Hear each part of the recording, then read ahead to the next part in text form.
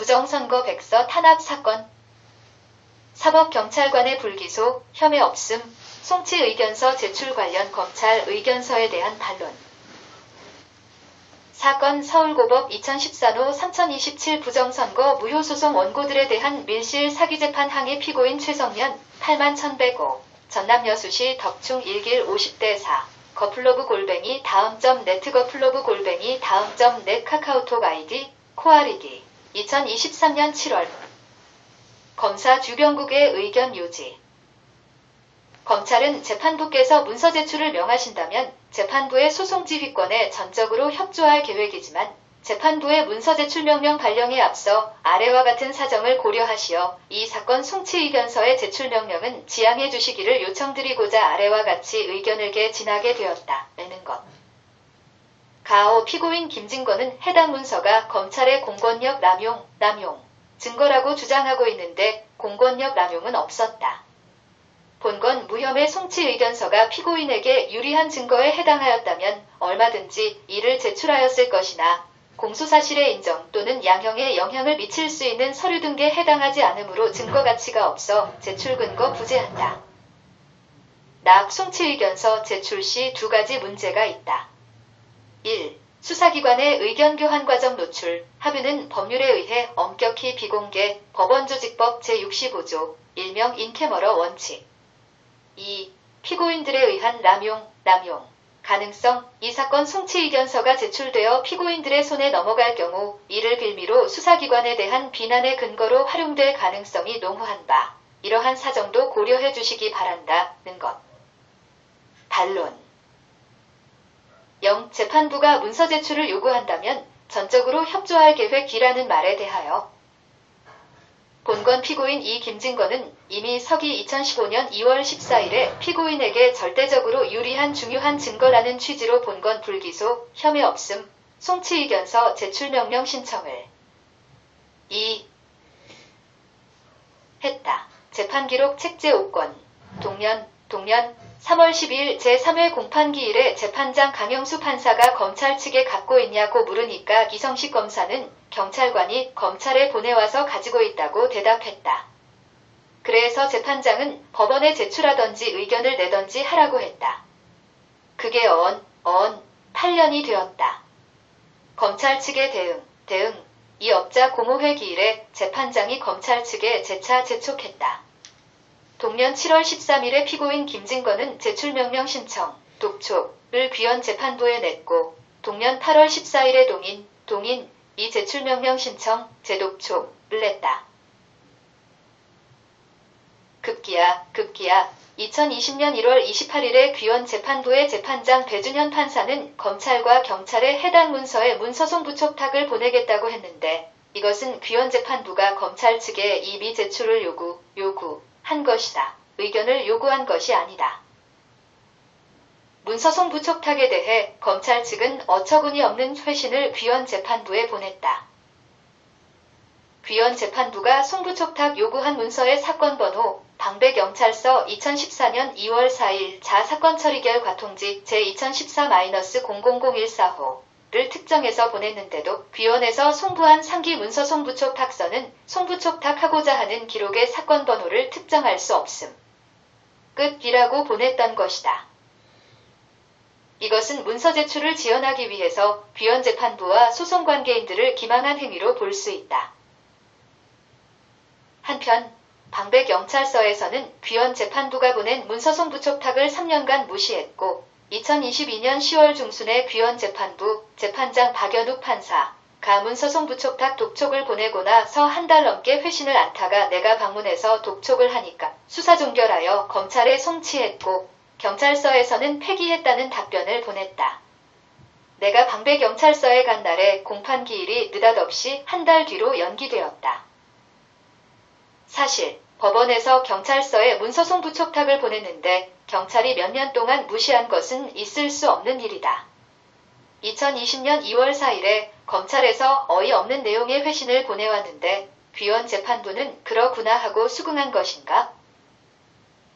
부정선거 백서 탄압사건 섹션 사인 본건 불기소 송치 의견서 문서송 부촉탁 독촉 회신에 관한 의견서 섹션 사인 https://cafe.daum.net/election-case/에절로/1위 사유. 3. 방배경찰서에서 문서를 검찰이 가지고 있다고 밝히고 나서야 더 이상 피할 수 없으니까 2023년 5월 3일에야 무려 8년 만에 검사 주변국이 성에 있는 의견서를 낸 것이다. 불제출 의견서를 낼 것이라면 2015년이나 2020년에 진작 냈어야 하지 않는가? 2020년 1월 28일에 이미 귀원 재판부가 문서 제출을 요구했으니 재판부가 문서 제출을 요구한다면 전적으로 협조할 계획이라는 말에 따라서 검찰 측은 빨리 순순히 제출하여야 한다.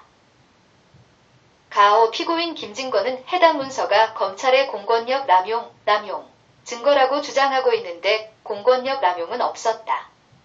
본건 무혐의 송치 의견서가 피고인에게 유리한 증거에 해당하였다면 얼마든지 이를 제출하였을 것이나 공소사실의 인정 또는 양형에 영향을 미칠 수 있는 서류 등에 해당하지 않으므로 증거 가치가 없다는 의견에 대하여 일단 빨리 제출하도록 하고 증거 가치가 있는지 없는지는 귀원 재판부가 보고 나서 판단하면 좋겠다. 별표 검찰의 공권력 남용 부분. 본건 기소에 있어서 공권력 남용이 있었는지에 관하여서는 객관적으로 법률 위반이 있었는지 여부로 살펴보자.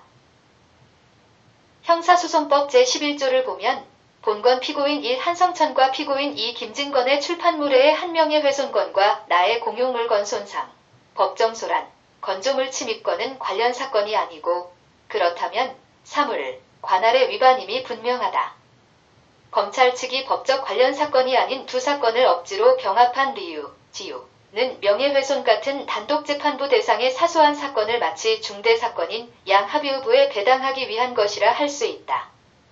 그러기 위해서 나에게 구속적 부심 장소를 잘못 고지하는 계략을 구사했을 수도 있다.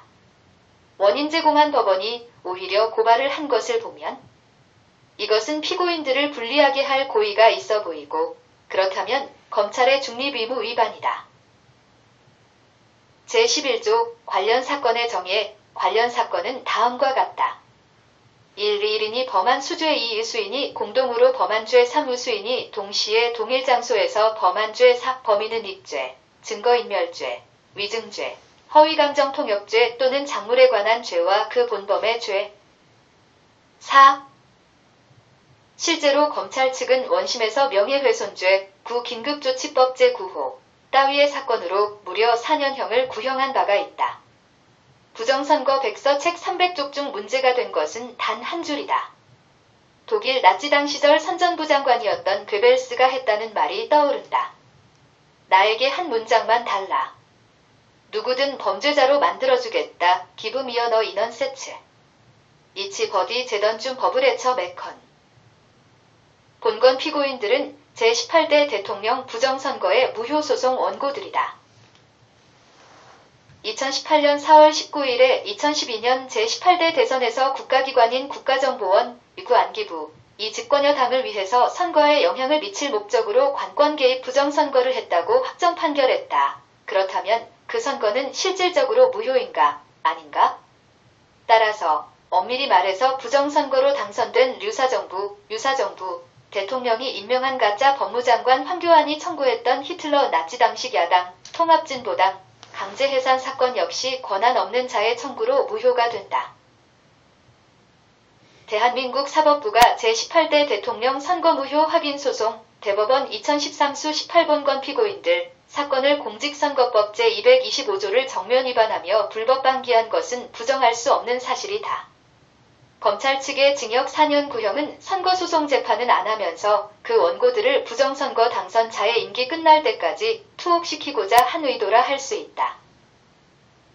그리고 방배경찰서는 수사 종결하여 혐의 없음으로 불기소 송치하고 그 결과를 2013년 2월 4일에 통지까지 했던 것이다. 그리고 피고인들은 2013년 2월 14일에 통지까지 받았다. 그런데 갑자기 담당 검사가 권성위에서 희성식으로 바뀌고 형사소송법 제257조의 고발, 고소, 사건의 처리 시한을 위반하며 기소한 것도 객관적 법률 위반으로 검찰의 공권력 남용이라는 증거가 된다. 본건은 2013년 10월 18일 고소사건이고 2014년 4월 3일에야 기소했다. 그렇다면 3개월 이내에 기소 여부를 결정해야 한다고 규정한 공소법 제257조의 위반임이 명백하고 공소 불성립하므로 귀원재판부는 형사소송법 제327조의 법률에 따라 공소기각의 판결을 해야만 하는 것이다. 법원과 검찰 모두 법률에 기속된다. 따라서 검찰의 공권력 남용이 없었다고 한 검사 주변국의 의견은 이유가 없다. 5. 낙 송치의견서 제출 시 두 가지 문제가 있다는 것에 대하여 1. 수사기관의 의견 교환 과정 노출, 합의는 법률에 의해 엄격히 비공개, 법원조직법 제65조, 일명 인캐머러 원칙. 경찰의 송치의견서, 공문서는 정보 공개 청구하면 공개해야 되는 대상 그 이상도 이하도 아니다. 2. 피고인들에 의한 남용 가능성, 이 사건 송치의견서가 제출되어 피고인들의 손에 넘어갈 경우 이를 빌미로 수사기관에 대한 비난의 근거로 활용될 가능성이 농후한 바, 이러한 사정도 고려해 주시기 바란다. 다시 말해, 경찰의 송치의견서, 공문서는 정보 공개 청구하면 공개해야 되는 대상 그 이상도 이하도 아니다. 지금 검사 주변국은 의견서에서 피고인들을 비난하고 있다. 송치의견서가 어떻게 수사기관에 대한 비난의 근거로 활용될 수 있는지 모르겠다. 다만 2020년 검찰이 법원의 문서송 부촉탁에 대해서 어이없는 회신을 보냈던 것은 비난받아야 마땅하다고 보여진다. 왜 그렇게 보냈었는가? 소결. 귀원재판부가 2015년 2월 14일 제출된 피고인 이 김진건의 본건 경찰의 불기소, 혐의 어금, 송치의견서 문서제출명령 신청과 2015년 7월 13일 동인의 문서제출명령 신청 독촉과 2015년 8월 14일 문서제출명령 신청 재독촉을 받아들여서 검찰 측의 문서제출명령을 정식으로 발령하면 좋겠다. 만약 귀원재판부가 그러지 않는다면 어차피 피고인 측은 검찰에 정보공개 청구해서 증거 제출하게 될 것 같다. 만약 검찰이 막무가내로 정보공개를 거부한다면 정보공개이행 청구, 소송을 하게 될 것 같은데 그러면 앞으로 또 8년이 걸릴지는 알 수 없다. 끝. 2023년 7월 피고인 최성년. 대한민국 서울고등법원 제3형사부 규정 6, 7, 8